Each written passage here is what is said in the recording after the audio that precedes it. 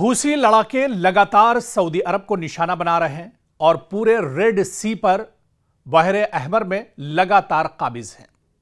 सबसे बड़ा सवाल दरअसल यह उठता है, जिसे हम समझने की कोशिश करेंगे कि हूसी बमुकाबला सऊदी अरब आखिर यह जंग थम क्यों नहीं रही है, यह कशीदगी आखिर कम क्यों नहीं हो रही है, हूसी लगातार सऊदी अरब को निशाना क्यों बना रहे हैं, या इसके बाद अब जो मक्का पैक्ट हुआ है, मक्का दिफाई मुआहदे के बाद क्या कुछ सूरत हाल बदलेगी या इस मुआहदे के असरात क्या कुछ होंगे, इसी को दरअसल हम तफसील में समझेंगे।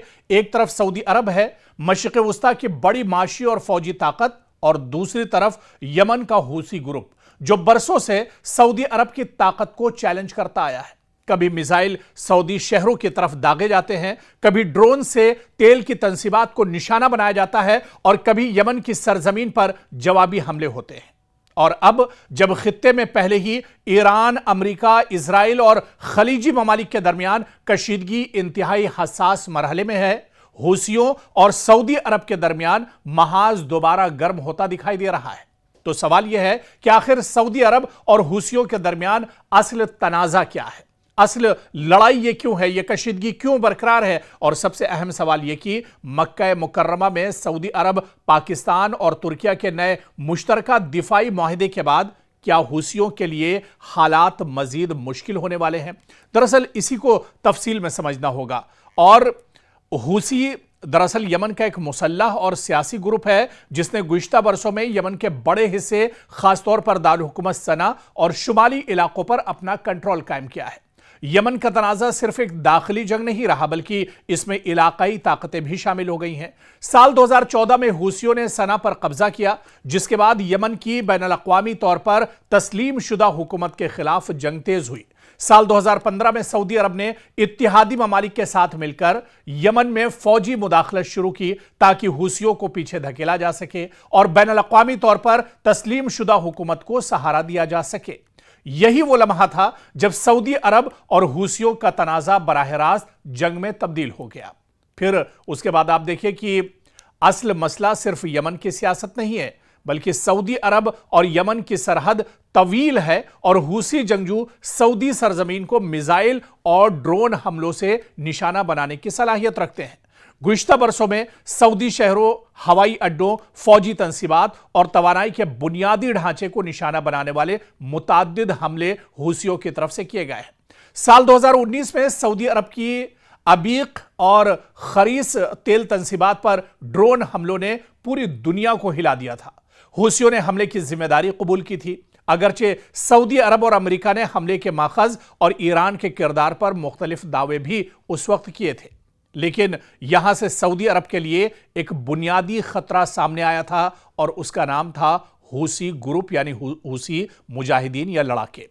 अब आप देखिए कि अगर यमन में हूसी ताकतवर रहते हैं तो सऊदी अरब की जुनूबी सरहद हमेशा दबाव में रह सकती है। लेकिन हूसियों का सऊदी अरब से असल मुतालबा दरअसल क्या है, क्योंकि हूसियों का मौकफ है कि सऊदी अरब और उसके इत्तिहादियों ने यमन में फौजी मुदाखलत करके उनके खिलाफ जंग की है, लिहाजा वो सऊदी फौजी कार्रवाइयों के खात्मे, यमन से बैरूनी फौजी दबाव कम करने और अपने सियासी इलाकाई मफादात के तहफ़्फ़ुज़ का मुतालबा करते रहे। दूसरी तरफ सऊदी अरब का कहना है कि यमन को ऐसा प्लेटफॉर्म नहीं बनने दिया जा सकता जहां से सऊदी सलामती को मुस्तकिल खतरा हो, यानी दोनों तरफ बुनियादी मसला एक दूसरे पर एतमाद का फुकदान है, एतमाद की कमी है। यहां एक अहम पॉइंट या एक अहम नुक्ता समझना जरूरी है कि साल 2022 में जंग की बड़ी फ्रंट लाइंस बड़ी हद तक मुंजमद हो गई और सऊदी अरब और हूसियों के दरमियान मुज़ाकरात की उम्मीद पैदा हुई, लेकिन अमन मुकम्मल तौर पर कायम नहीं हो सका।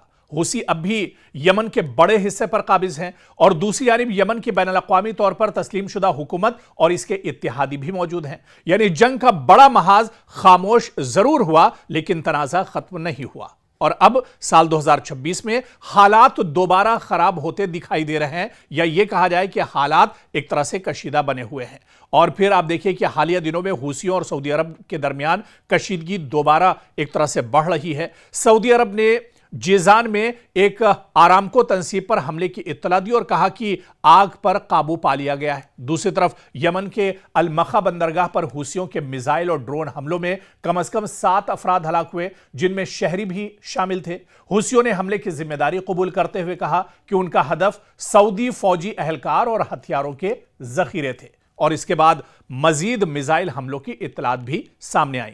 यानी जो तनाज़ा कुछ अरसे से निस्बतन कम शिद्दत का दिखाई दे रहा था, इसमें दोबारा फौजी सरगर्मी एक तरह से बढ़ रही है।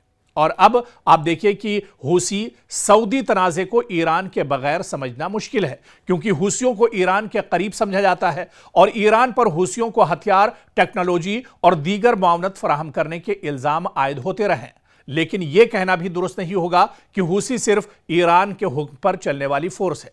हूसियों के अपने सियासी, इलाकाई और यमनी मफादात हैं। ताहम सऊदी अरब के लिए मसला है कि अगर ईरान के साथ उसकी कशीदगी बढ़ती है तो यमन का महाज भी दोबारा एक बड़े इलाकाई तनाज़े का हिस्सा बन सकता है, खासतौर पर ऐसे वक्त में जब पूरा मशरिक़ वुस्ता पहले ही शदीद कशीदगी का शिकार है।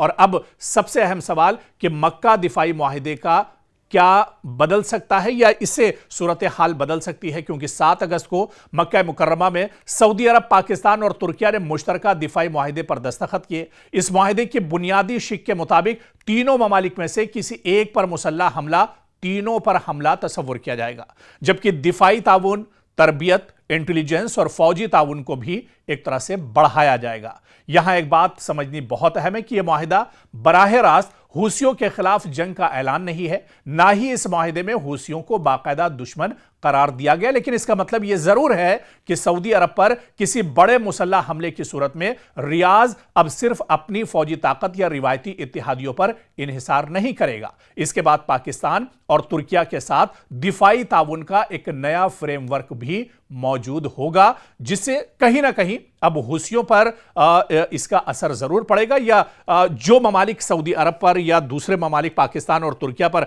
हमला करना चाहते हैं, वह हमला करने से पहले एक बार जरूर अपना कदम उठाने से पहले सोचेंगे।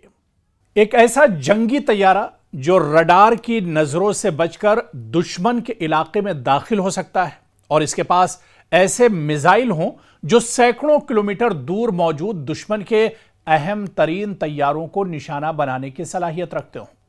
रूस अब भारत को सिर्फ एक स्टील्थ फाइटर फरोख्त करने की कोशिश नहीं कर रहा है, बल्कि एक ऐसा मुकम्मल जंगी पैकेज पेश करने की बात सामने आई है जिसमें तैयारी के साथ जदीद मिसाइल, टेक्नोलॉजी ट्रांसफर और भारत में पैदावार तक शामिल है। लेकिन दिलचस्प बात यह है कि भारत ने फिलहाल रूस की इस पेशकश को मुस्तरद कर दिया है।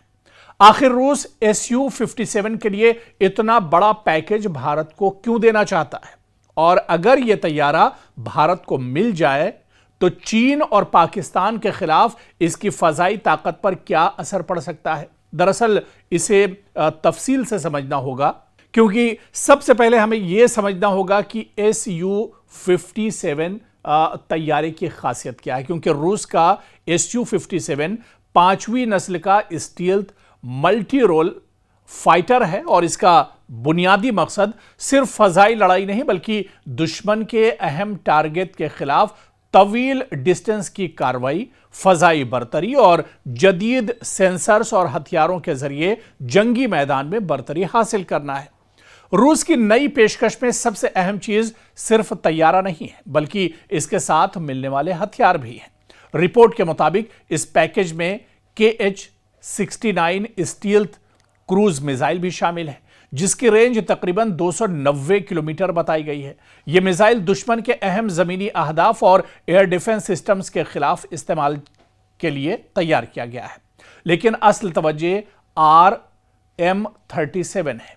एक R-37M यानी long range air to air missile, इसे दुश्मन के जंगी तैयारों के साथ साथ ऐसे बड़े और कीमती फजाई प्लेटफॉर्म्स के खिलाफ इस्तेमाल किया जा सकता है जो फ्रंट लाइन से काफी पीछे रहकर ऑपरेशन करते हैं। तो ये जो डील है, दरअसल WACS आसमान में उड़ने वाला एक तरह का रडार स्टेशन होता है और यह दुश्मन के जंगी तैयारों के नक्ल हरकत देखता, मालूम करता है और उनकी जो मालूमात होती है उन्हें जमा करता है और अपने फाइटर जेट्स को हदफ तक पहुंचाने में मदद देता है। इसलिए अगर किसी मुल्क की जंगी हिकमत अमली में AWACS को निशाना बनाया जाए तो पूरे फजाई ऑपरेशन पर असर पड़ सकता है। और रूस दरअसल यह डील भारत से करना चाह रहा है, लेकिन अभी तक भारत ने इस डील में दिलचस्पी नहीं दिखाई है।